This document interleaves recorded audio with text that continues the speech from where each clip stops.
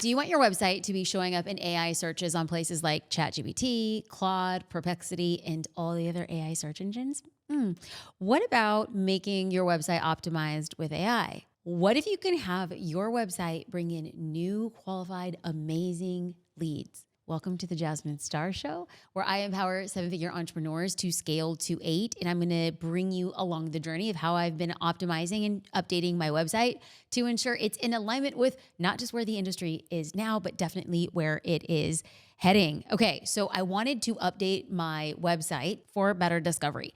Now, before I talk about what I'm doing, I want to bring you in on a real life recent story. So I had a friend, he sold his business for like $40 million or something like that. It's rumored to be 40 million. I think it's probably a little bit more. He sold the business, and for the last 2 years has been on a deep dive discovery of the next business he's building. He launched it a bit ago, 2 years ago, and he's already doing over $10 million. And he said, you know what, Jasmine, I want to do it differently this time. I want to build my personal brand alongside of it. He's like, I've seen you build your personal brand and I want you to speak into my journey. And I said, I'm honored. This is great. And he said, I hate content. And I was like, okay, great. And he said, I am looking to hire a video content agency to help me scale my personal brand. And I said, this is fantastic. And so he came to me asking clear strategic questions. And then he said, hey, here are 2 agencies I'm looking at. And I had said, before I see those 2 other agencies, let me send you a link of this one agency that's pretty incredible. So what I want to talk about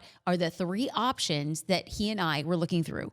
One was completely all high end. It was about $35,000 a month for 1 weekly YouTube video. The other agency had all like big personal brands. They were very featured prominently there on the homepage and in the portfolio. They were also high ticket. And another agency where he knew some of his friends were getting represented and help with the content from that agency. So we were looking at 3 distinct options, each within their own value propositions. Now, all 3 things being equal, he had to make a decision. And he's the kind of person that he's like, my time is the most valuable thing I have. Before I set up a sales call, I'm going to use the website as a point of differentiation to see how deep and how fast I want to move with the company. So I want to pause here because he was at the point of making a decision based on a website. And at this very moment where you are ever watching or listening, there is somebody on your website right now who's trying to make the same decision. Is this company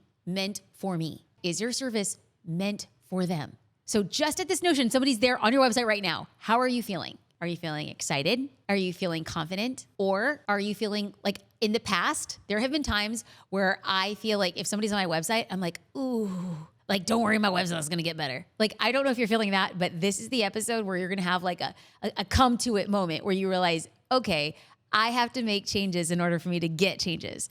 So all things being equal, your website is the place to put your best foot forward. Yes, there's social media. I love it. I'm a big subscriber of it. Like, I post content every day. I get it. But to get the most distilled, highest version, deep down on a platform I own, that's gonna be on my website. I believe that your website is your digital storefront.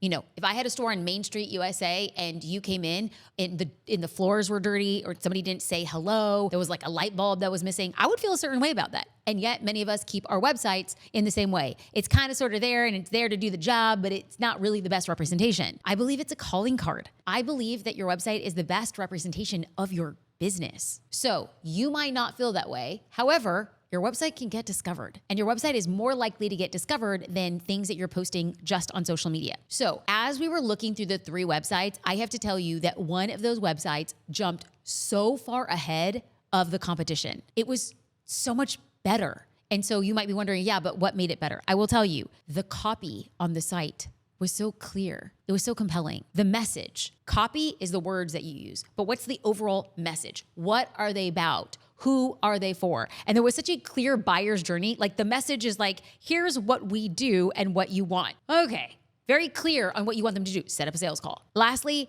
the design. Now, I understand that design is a personal taste, but I looked at this and it just exuded high end. It just exuded luxury. It just exuded, we're not here to be messed with. It was such a vibe. Just looking at the site, I felt different. And here's the crazy thing. He felt different. Now, I've been in the personal brand world much longer. I have been building a personal brand much longer. But for he and I to have the same visceral reaction to the site, it meant that something was really spot on. They know their customer. It felt like luxury. They knew exactly who they were. They knew exactly who they were for. And we were immediately drawn to it. To me, in my mind, that is like a check, check, check on a score sheet. It was just winning. We were looking for an agency for him, and I'm telling you, this website made me want to book a call. It was just that good. So the website became a portal. It became a way to draw in clients, and your website will become a way to draw in clients. But more than anything, it's making a warm lead. Like, he and I were on the site. We were already kind of warm, but the minute we were like, this place is extra special, we became a much warmer lead. The website was pre-qualifying us to get on the call, which is crazy. So this is what I believe a website should exactly do. So after that conversation, I was like, ooh, Jasmine, you need to take a good, cold, hard look at what your website is doing. And with all the changes with AI, what are you doing with your website to really stay ahead of the curve? Now, before I make strategic decisions, I want to make sure those decisions aren't informed. I'm just not coming up with like a random idea. This is what I need to do. So I use a company called Show It for my website. I am very biased. The company was founded by my friend Todd Watson, and I was the second customer. I mean, we were talking about back in the day. This is like probably 2009 that I was on his platform, and I've been on the platform ever since. It is innovated. I love it. Now, when I first started using it, I was a photographer, and at the time, you needed to know a lot of code. Like, if you wanted to make a change, you had to pay your graphic designer, you had to pay your web host to make those decisions. And so when Show It came along, it was one of the very first platforms that you can make all the changes. You could design it yourself. You weren't waiting on anybody. And I was like, oh, heck yes, sign me up. So I was able to infuse my own perspective, my design. I was able to move quickly, which is a huge value for me. And guess what? They've continued to innovate, and I freaking love them, and I'm obsessed. They also use WordPress. Now, the reason I'm bringing this up is I started my career in business, my first foray in business, and I didn't have a website. I used a blog, and it was a WordPress blog, and that's where I was getting most of my traffic. So I would write a blog post every day around what I was doing in my business. And lo and behold,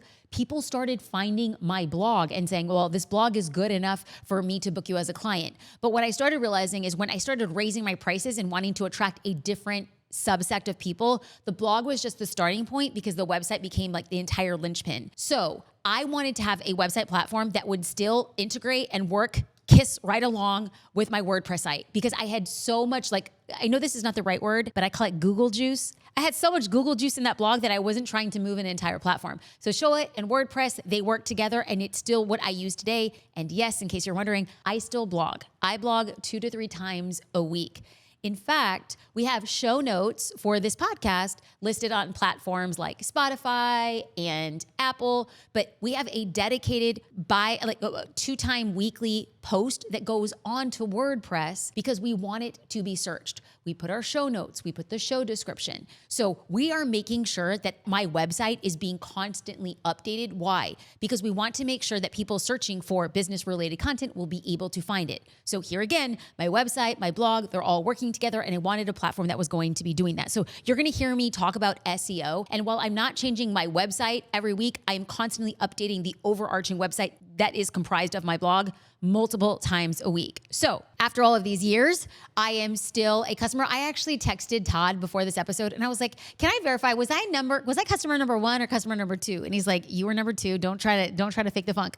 Okay. Anyway, I called their marketing director. His name is James. And I said, James, I'm really looking to update my website. Can I ask you a few questions around what's been updated with AI? And he said, yes, of course. And the thing I realized was that I had that conversation, and he was just breaking things down so brilliantly that I was not expecting to share the conversation. Like, it was on Zoom. And I was like, hey, do you have some time? Let's hop on Zoom. I was not expecting to share the conversation, but it was so good that I was like, James, can I share this? And so with that, I am very, very happy to share this. Now, one of the reasons why I found it so valuable is because I am a self-proclaimed data nerd. I don't want to make decisions just based on feelings. I like facts, I like data, and I like analytics. So James, he's like, Jasmine, I'm just in the game of studying websites. Like, yes, he's their head of marketing, but this guy, he knows website creation, he knows website traffic, he knows website effectiveness. Like, he loves getting into the market and the business of what it is they do. So I was like, good, let's have a conversation. Now, I'm sharing sharing this because I just don't want it to be for myself. Now, when I originally called him, I just want to be very clear because the video I'm about to show you, it's like the two of us are just like talking shop. So it's not high budget in any way, shape, or form. Like I was there in like a trucker cap and I was like, I'm coming in off my afternoon meetings. So please understand the intention was not to post it on the podcast, but all of a sudden I said, I really want to share what I'm learning so that we all collectively, a rising tide raises all ships, right? So collectively we move forward. Now, I'm not showing the entirety of our conversation because James was telling me about a few new features that are going to be dropping soon. And he's like, Jasmine, you can share parts of the conversation, but you can't share all of it because that's too soon. We haven't announced it yet. So what you're going to see is a bunch of clips of this conversation, but you will understand the entirety of it and how powerful this is. So I'm going to share his insights right now, and then I'm going to come back and I'm going to outline the changes I'm making for my website. Now, I began the conversation with James by asking what will make websites even more important for businesses in light of AI. And here is his answer and the start of our conversation. Golly, I'm probably going to go back to the same. I think credibility, legitimacy. This it's a funny thing. Well, let me just say it. I think credibility at a certain point, somebody's going to want to know if you are real. I think we live in a world everything is generated. I think people have to validate it. I think there's going to be a credibility, trust, brand equity, identity. I think people still value that at the end of the day, and humans aren't giving up on humans. I think there's a lot of fear because AI is accelerating at the rate that it is, and everybody keeps, because they're marketers and they want clicks and everybody wants followers, that they're saying this is dead and that is dead, designers are dead, websites are dead. But it's like, yes, if the website in and of itself as a tool is changing the human that the other human is trying to connect to, the means by which they connect to that human might change, but it's not going away. And if the website is giving you a much clearer picture of who I am as a human who can serve you and help you achieve the results that you want, that's not going away. And I think the reason why most people sort of fear that is just because of the language that keeps, being sort of like spread out. So again, I think it's still one of the best ways to create a reliable brand, because when people want to actually find out who you are, they want to click, see a picture, and then meet you in person and go, is this who I'm actually talking to? Because I don't think people are going to want to be talking as much as people are creating businesses for, so that Mark Cuban has his AI version that you can talk to and get advice from. That's fine. But I don't think when someone actually has a real problem and they want to build a business, they need help designing it and thinking through it, and somebody to have emotional intelligence and taste when it comes to doing that. I don't think they want to be talking to a machine when that, like, in that way. I think they want to build with people still. And so I think that brand equity is still going to be there. I think legitimacy is still going to be there. I think trust is going to be a big piece of it. So Oh, you just took us to church. I probably, if with your permission, can I use that clip? Can I use that clip? I was just using this as a conversation because I was like, I want to get the goods and I want to put together like an investigative story from like the people who are in it. But I'm like, oh, like that's the whole thesis of the podcast. Can I use that video clip with your permission? sure. Yes. Okay, it's just that one right there. That was good. Like it was too good. I'm not gonna be selfish and just keep it for me. Okay. Loved that. That was so juicy. What opportunities are business owners missing when leveraging their websites? Give me more context with this one. I don't know. Like, you guys see a lot of websites and you see like really highly trafficked and you see effective websites. Are there some key points that you're like, oh, it's just if they just added this or if they just made sure, like, what are the common mistakes that you're like, oh, the website's the best for this and we don't have either an anchor image, a promise, a header, a sandwich menu, like whatever. What are these kind of like, or are there? It doesn't have to be. So, how is Showit making websites AI search engine friendly? So, let me Yes. back up a little bit. Let me back up a little bit. What I'm hearing from people is like they're like, if we look at Gemini, right? People are searching, and what's coming up above everything else is the AI Yeah. search versus Google ranking. And so people could see the writing on the wall. And now we see it upswing in ChatGPT using it for like search or intent-based marketing. So Yeah. when we think about this, how are we optimizing, or are we? And I say we because I just put myself in everybody's business.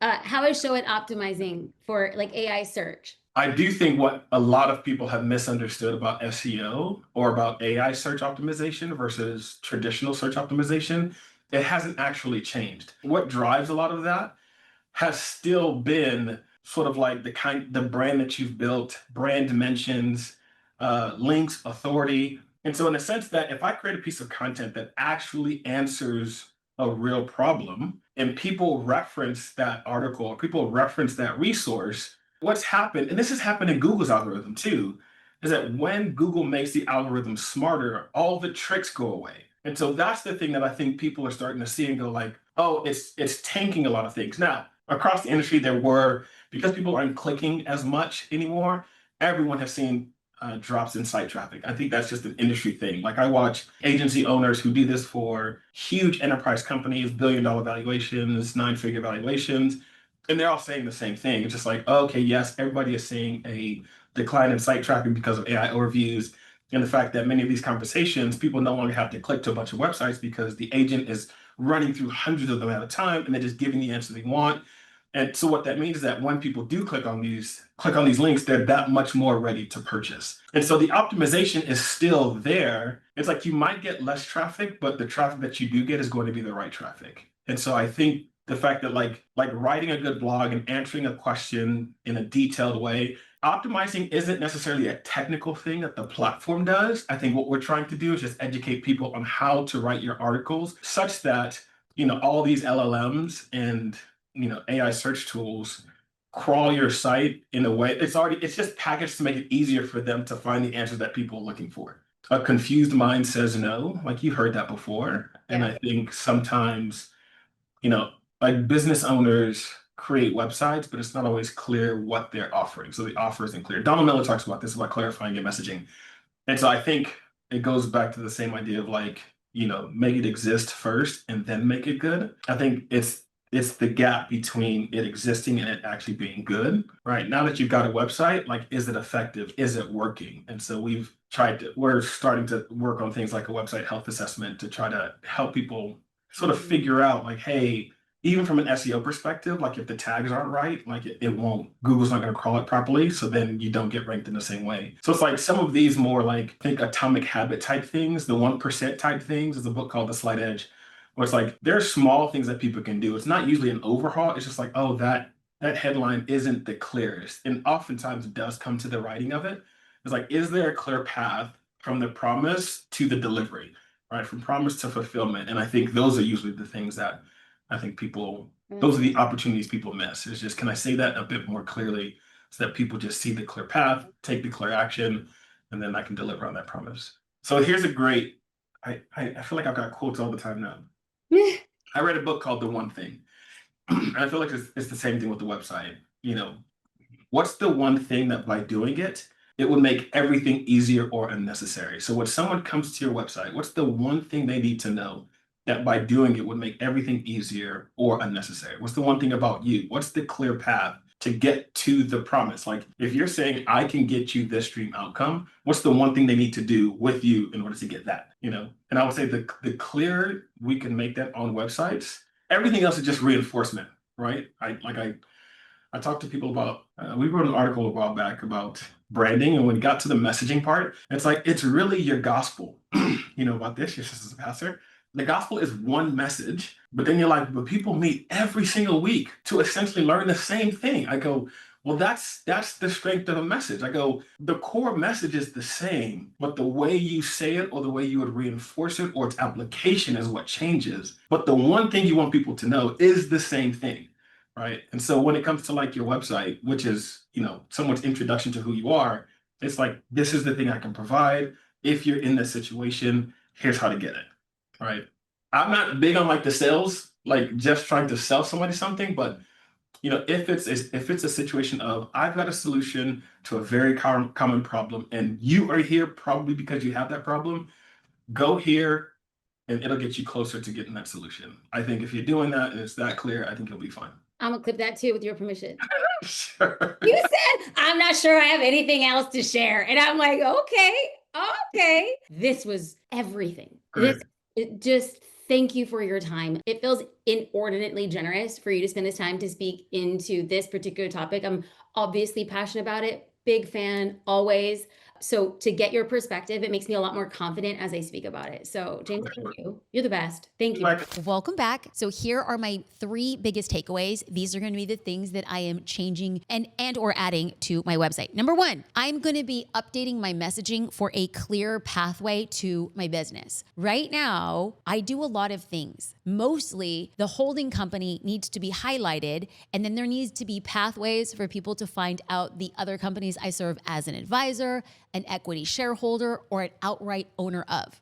I need to get a lot clearer on that. Number 2, I'm going to continue blogging 3 to 4 times a week to help with my SEO and my GEO. They're calling that generative engine optimization, search engine optimization, and generative engine optimization, because I understand that people were going to Google, and if you were not on page 1, you were probably not going to get found. So everyone's like, oh, we got to get on page 1. But now when you have like things like Gemini, you're going to Google and you're typing in your query, and what's coming up at top is an AI answer. Why would you now go and click through 4 or 5 websites to find an answer when you can get it served to you? So what am I doing to make sure that that content is served? Well, I need to constantly be updating. So one thing is I'm going to make sure that my website is clean and it's easy to crawl. I want AI search engines to crawl it. And I'm also going to make sure that it loads fast and it's actually useful content. I'm going to be creating helpful content that serves up AI so that when somebody is searching for business related content or topics around advisory or topics around holding companies, they have the opportunity to find me. The third thing I'm going to do is my podcast website. So if you go to jasminestarshow.com, it all sits under Jasmine Star, but you can go to jasminestarshow.com.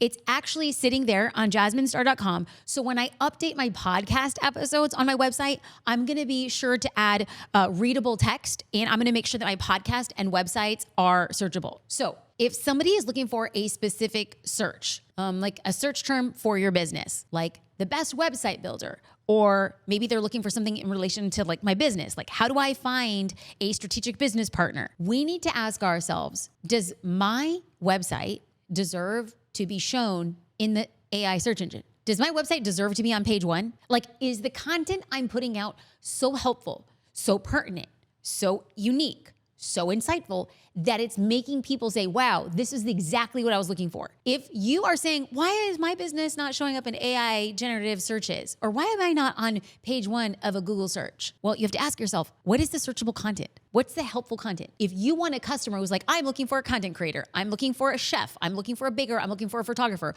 what content have you put out that is making Google say, this is the person? That's going to be the main question. So I want to start really focusing on creating content that deserves to be ranked higher. So if you're hearing this and you're like, Jasmine, that sounds like a lot of work. Listen, I don't have to be the best and I don't have to be the smartest. I will be the most consistent. So in order for me to create consistently at the level that I think would put me on page 1 or put me in a GEO, SEO, AI generative search, I need to be creating that content. And in order for me to be creating that content, I need to put time in my schedule. So at the time that this episode drops, I hope my website is updated. But instead of waiting entirely to be like, I'm going to make an update all at once, I'm just going to take small pieces. I'm going to start off with the about section. I'm going to talk about the messaging section. I'm going to go into the offer section, and I'm going to break it down section by section. And then I'm going to make a commitment to add 1 more blog post every single week around things that I believe my dream customer is going to be searching for. Is it more? Yes.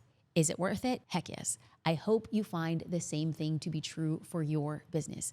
We here are all about taking action. I spoke to James and I was like, okay, James, writing comes to me probably easier than most people. People are like, oh, the thought of having to write something or adding a blog post is a lot. And he's like, let me share these articles that we teach people how to write optimally for SEO and GEO. So I'm going to be linking them in the show notes. So go and check them out. Like there's no opt-in, there's no pitch. This is me like, hey, I know it's difficult. Use these prompts to help you create content for your business easier so you are discovered, you get warm leads, and somebody lands on your website to do something really incredible. Thank you, James, Todd at Show It, for allowing me to pick your brains. Thank you guys for letting me share it when that was not the original pitch. And thank you for watching and listening to The Jasmine Star Show.